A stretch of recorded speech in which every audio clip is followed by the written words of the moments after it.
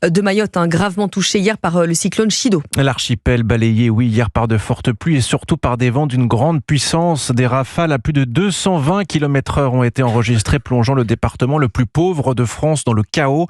Les images sont très impressionnantes avec des toitures qui s'envolent comme des feuilles de papier. L'habitat précaire a été entièrement détruit et le bilan humain lui reste flou, mais il y a au moins 2 morts et ça pourrait être bien plus.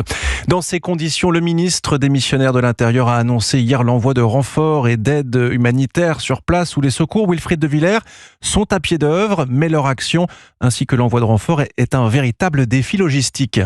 Oui, parce que les dégâts causés sont considérables. La tour de contrôle de l'aéroport a été partiellement détruite. Les pistes sont en mauvais état, ce qui rend les atterrissages particulièrement compliqués. Au total, 1600 gendarmes et policiers sont actuellement déployés à Mayotte, ainsi que plus de 70 sapeurs-sauveteurs en pleine mission de secours. Des missions de reconnaissance pour retrouver d'éventuels survivants, déterminer aussi le nombre de victimes.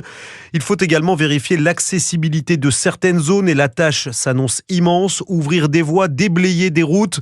Sur des images diffusées sur les réseaux sociaux, on voit le vent balayer l'archipel et tout emporter, des arbres, des poteaux électriques et d'innombrables toitures.